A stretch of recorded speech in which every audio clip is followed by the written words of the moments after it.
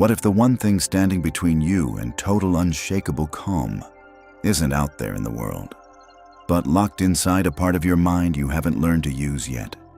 Every single day, you wake up and the world immediately starts pulling at you. Deadlines, arguments, news cycles, disappointments. Most people spend their entire lives being dragged around by those forces, reacting, recovering, reacting again. But a small group of thinkers, living over 2,000 years ago, cracked a code that almost nobody talks about anymore. They discovered that the storm was never the problem.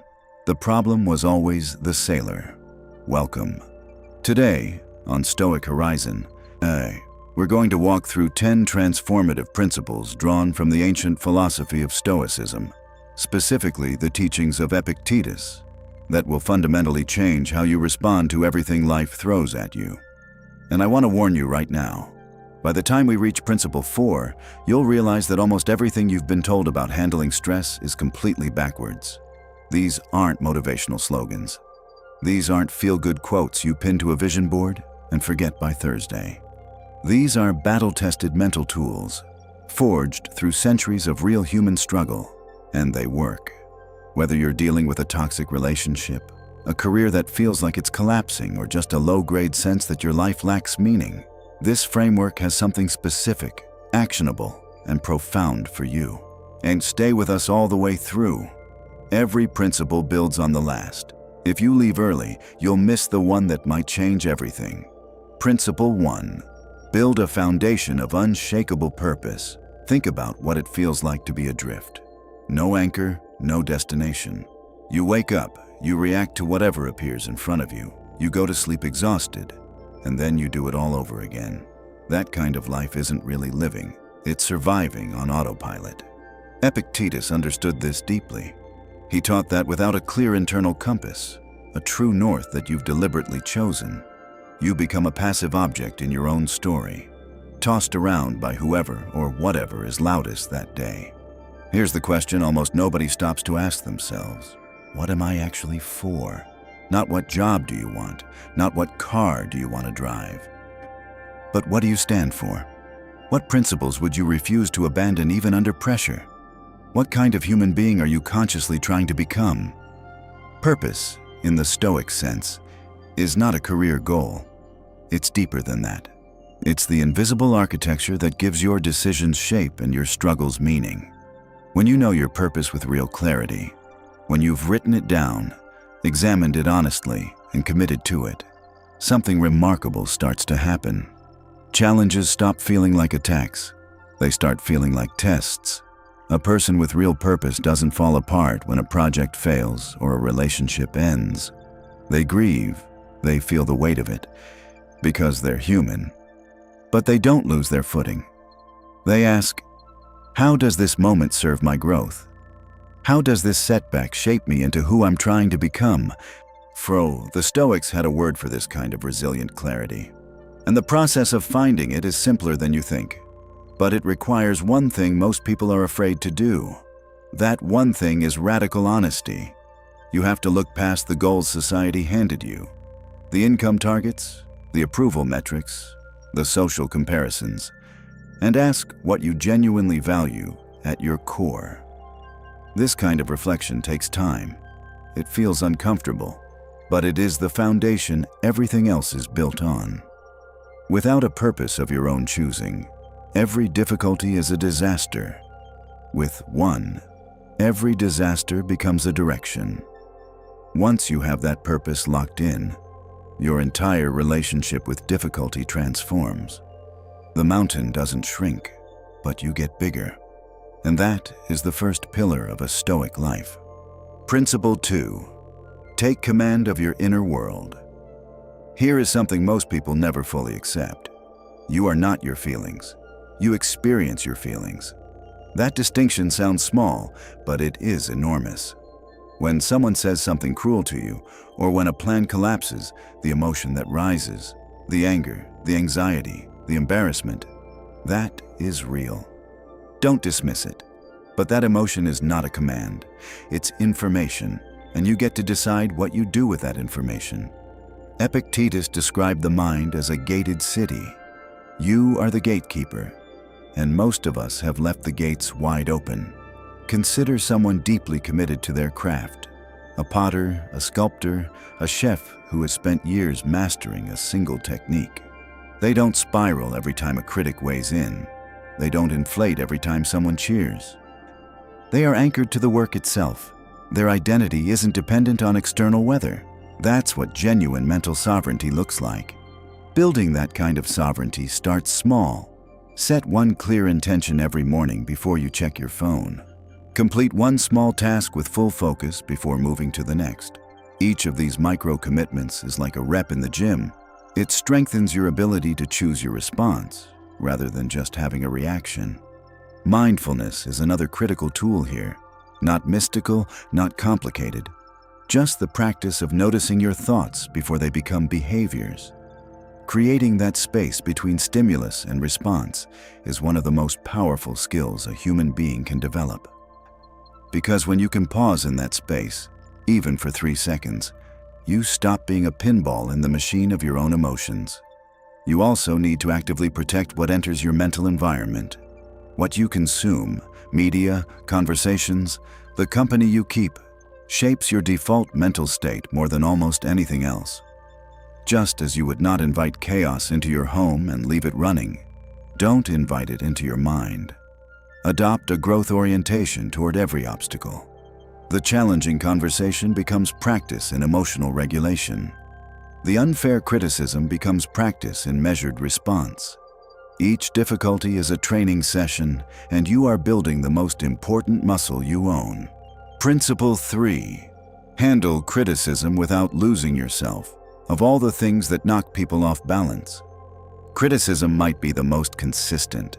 It comes from strangers online, from colleagues who feel competitive, from family members who project their own fears, from people we love who simply see things differently. And here's the trap most people fall into. They outsource their self-worth to the opinions of others, and then wonder why they feel unstable. Epictetus was clear. Other people's opinions of you are not in your control. Your response to those opinions absolutely is. This isn't a passive resignation. It's a profound redistribution of power. The first thing Stoicism asks you to do when criticism lands is pause, not deflect, not retaliate. Pause, and genuinely ask, is there any truth here? Because sometimes criticism, even when delivered harshly, contains real information. The wise person extracts that information and leaves the hostility behind. If the criticism is entirely without merit, driven by the critic's own wounds, frustrations, or agendas, you still don't need to absorb it. You can let it pass like weather. Note it and release it. Someone else's harsh words say more about their world than yours. You decide how much space they occupy. This takes practice. It requires a strong internal reference point. That purpose we discussed in Principle 1. When your identity is anchored in your values and your deliberate choices, outside opinion becomes context rather than verdict. Patience is another Stoic virtue directly relevant here. The person who has trained themselves to respond with steadiness rather than spike, with calm curiosity rather than defensiveness, commands enormous respect, not just from others, but from themselves. And that internal respect is what actually sustains you. But what happens when the source of criticism is someone who genuinely matters to you? That's where the real test begins. And Stoicism has a very specific answer. Engage, not defensively. Engage with genuine curiosity. Ask for specifics. Express your perspective with clarity and without heat. This is how criticism becomes conversation, and how conversation builds the kind of relationship that can withstand real difficulty. Principle 4. Transform offense into understanding. We live in an age that seems almost engineered to produce offense. Everywhere you look, someone is saying something that someone else finds intolerable. And the cultural default response is outrage. Quick, loud, and ultimately empty. Stoicism offers an entirely different architecture for processing offense. It begins with this foundational insight from Epictetus. The thing that wounds you is never quite the event itself. It is always your interpretation of that event. Sit with that for a moment. Because if you truly internalize it, you will never be weaponless in the face of offense again. This doesn't mean you stop feeling. It means you stop confusing feeling with meaning. You feel hurt. That's real. But the meaning you assign to that hurt, the story you build around it, the identity you wrap around the wound, those are constructed. And what's constructed can be reconstructed. Cognitive reframing is the Stoic's primary tool here. When you feel offended, deliberately ask, what else could this mean? What does this person's behavior reveal about their experience, their pain, their limitations? This isn't naivety. It isn't excuse-making. It's depth of vision. Empathy, the real kind, not the performative kind, is also central here. Before you harden against someone who has offended you, consider their life, not to excuse them, to understand them. You will find, more often than you expect, that the offense says something significant about their struggle, not your worth. And then there is forgiveness, not the watered-down version that people say while still holding the grudge, but genuine release.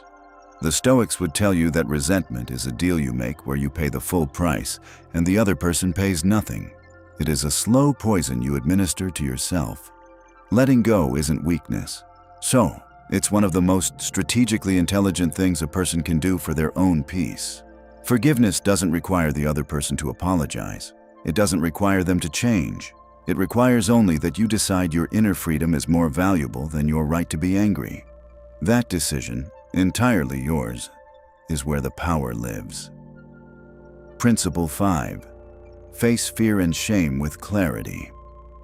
Fear and shame are perhaps the two most energy-expensive emotions we carry.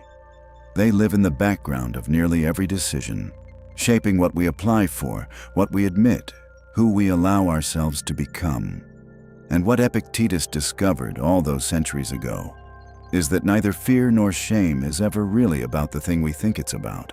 We assign these emotions to events, but the events themselves are neutral. The weight, all of it, comes from us. Take fear of judgment. Most people live in quiet terror of being seen as incompetent, foolish, or inadequate. But examine that fear directly, really dissect it. What exactly would happen if someone thought less of you? Would the sun stop rising? Would your capacity to grow and act diminish? The fear, when you pursue it to its logical end, usually collapses. What remains is manageable, even instructive. This is the Stoic approach. Not to suppress fear, not to pretend it isn't there, but to look directly at it, strip away the catastrophic story wrapped around it, and ask what remains. The same applies to shame. Shame is one of the least examined and most destructive forces in human psychology. It whispers that a mistake you made is evidence of something permanently wrong with you. Not Stoicism says, a mistake is information. It is not identity. Reflection is the antidote to shame spirals. Sit with what happened, understand why it happened, extract what it taught you. Then, and this is the step people most often skip, forgive yourself with the same compassion you would extend to a friend. Self-forgiveness is not self-indulgence. It is the precondition of actual growth. Build your exposure to what frightens you gradually. Each time you move toward the thing that once seemed unbearable and survive it, you recalibrate your internal assessment of what you're capable of. Over time, the fear doesn't disappear, but its authority over your behavior shrinks dramatically. And here's something most people never consider. Sharing your fear with a trusted person doesn't make it larger. It almost always makes it smaller. Principle 6. Anticipate difficulty before it arrives. There is a counterintuitive Stoic practice that modern psychology has independently confirmed is one of the most effective tools for emotional resilience. And it involves deliberately imagining things going wrong. This isn't pessimism. The Stoics called it the premeditation of adversity. The idea is elegantly simple. Before a significant challenge, you mentally rehearse the difficulties that might arise, not to ruminate on them, but to prepare your response. Before your next difficult conversation, your next high-stakes presentation, your next major decision, what could actually go wrong? And more importantly, how would you respond if it did? When you have already walked through the scenario in your mind, you don't panic when reality arrives looking messy. You've already been there. You have a mental script, not a rigid one, but a reference point that keeps you grounded.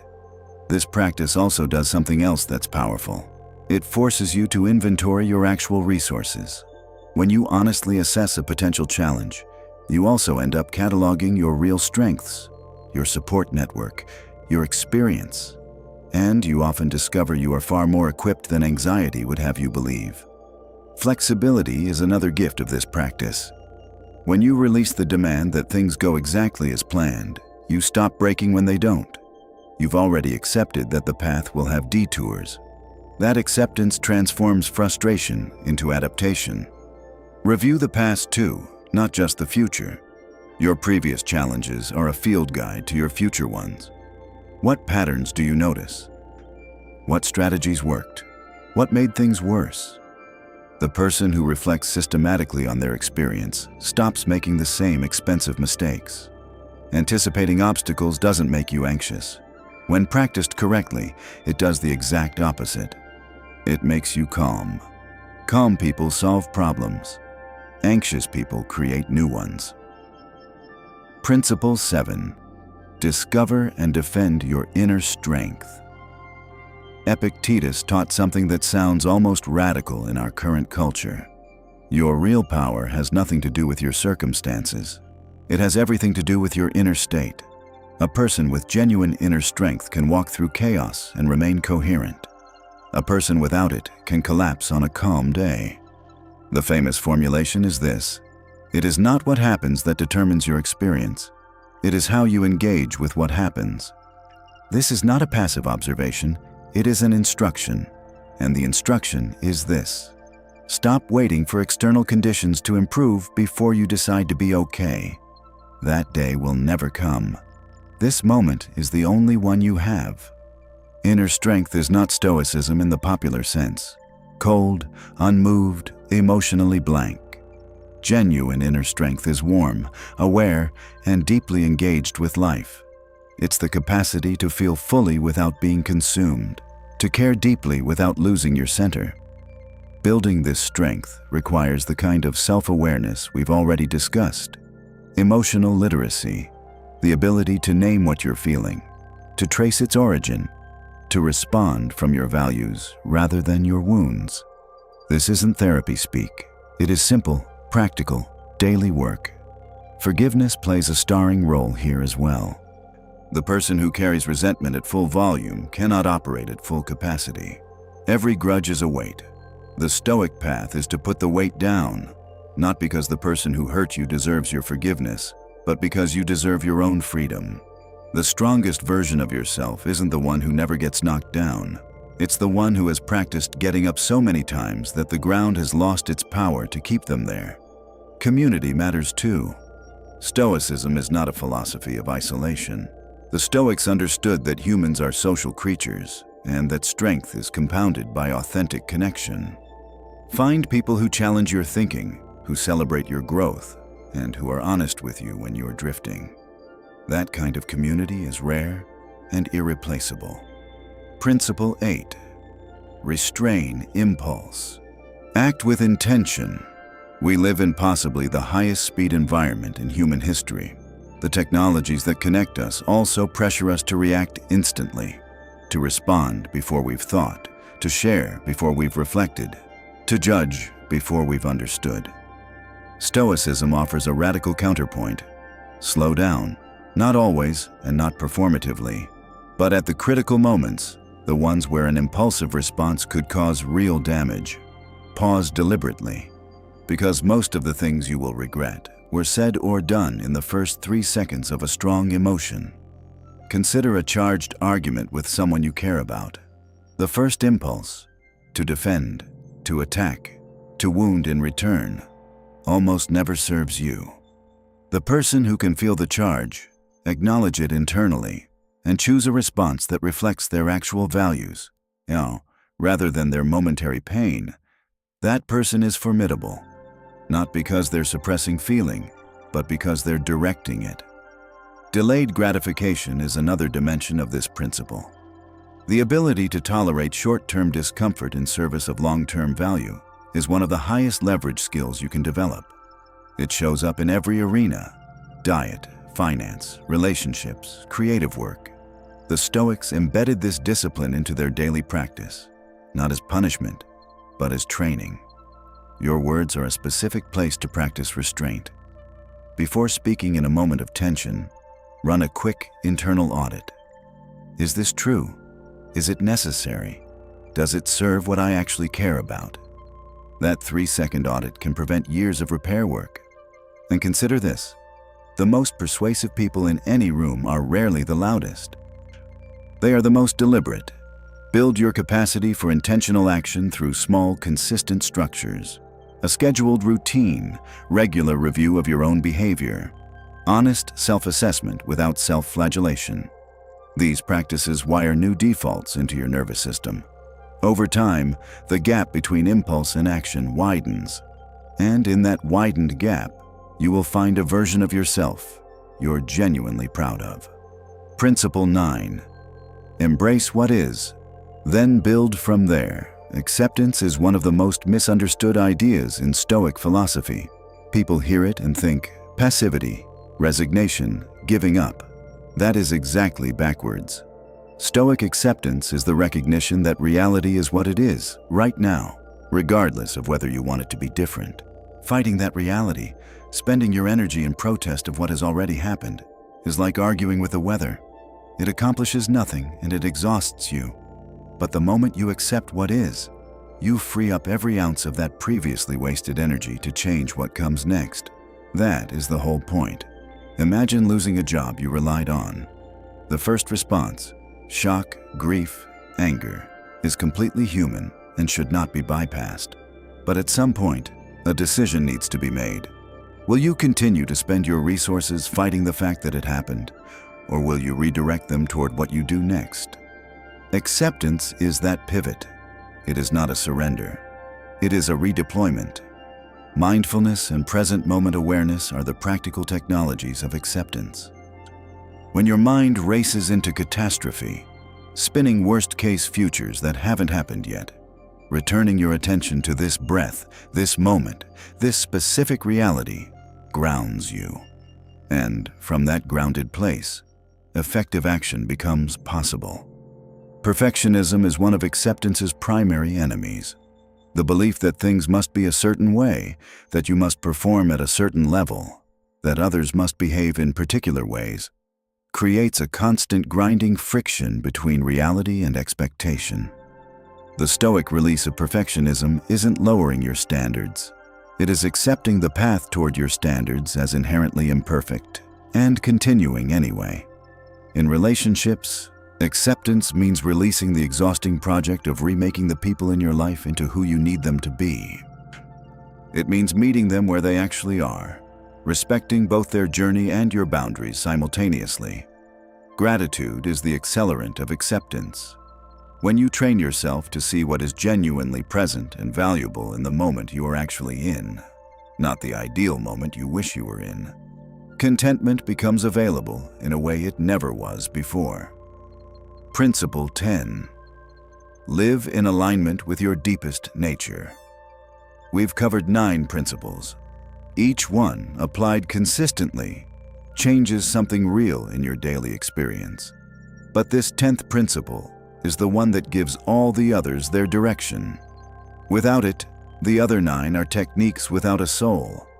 Epictetus and the Stoics broadly taught that genuine flourishing comes from living according to your nature, not your ego, not your conditioning, not the role society assigned you, but your actual, rational, social, values-driven nature. Meaning, you are built for reason, for connection, for virtue, for honest engagement with reality. When you live in alignment with those capacities, life has a quality it cannot have when you live against them. And here is the deepest question this principle asks. In your actual daily life, not the life you describe to others, but the one you live when no one is watching, are you being true to yourself? Living according to your nature begins with the honesty we discussed in Principle 1. understanding who you genuinely are beneath the layers of performance. But it extends further than that. It means cultivating virtue as a daily practice, wisdom, making clear-sighted decisions, as courage, acting in accordance with your values even when it costs you something, justice, treating others with the fairness you would want for yourself, temperance, maintaining balance rather than lurching between extremes. These aren't aspirational qualities for exceptional people. They are accessible to every person in every moment as a series of small, consistent choices. Living according to your nature also means embracing your social dimension. You are not an island, and Stoicism never suggested you should be. Your well-being is genuinely connected to the well-being of the people around you. When you contribute to something larger than yourself, when you offer your skills, your honesty, your support to others, you experience a kind of satisfaction that no private achievement can fully replicate. Simplicity is another expression of this principle. When you strip away the noise, the comparisons, the consumption, the relentless accumulation of things and status, what remains is usually quite clear. You want to grow. You want to connect. You want to create something that matters.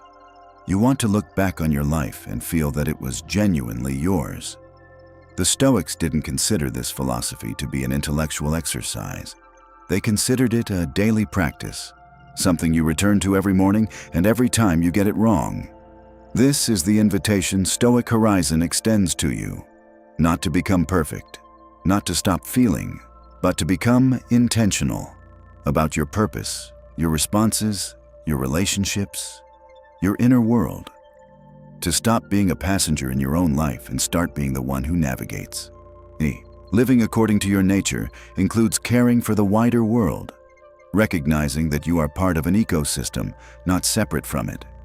The choices you make about how you live, what you consume, how you treat those around you, these extend outward in ways you may never fully see. The Stoic life is not a small life. It's an expansive one, lived from the inside out. Closing. So here we are. 10 principles, 10 angles on the same fundamental truth, that the quality of your life is determined not by what the world does to you, but by what you do with what the world gives you. Firm purpose.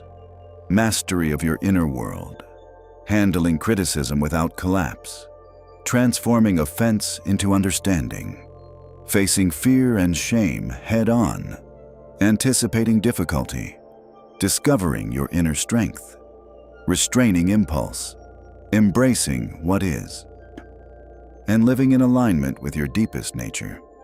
These are not 10 separate things. They are 10 expressions of the same practice. And that practice starts not someday. It starts the moment you choose it. Here's one final thought to carry with you. The Stoics lived in times of genuine uncertainty, wars, plagues, personal catastrophe. And they did not crumble. Not because life spared them, but because they built something inside themselves that nothing outside could reach. You can build that too. If this journey through Stoic wisdom added something real to your day, do something real in return. Hit the like button, and if you haven't already, subscribe to Stoic Horizon. We'll keep bringing you content that actually changes how you think. Storms don't break the tree with the deepest roots. Build your roots. The next step is yours.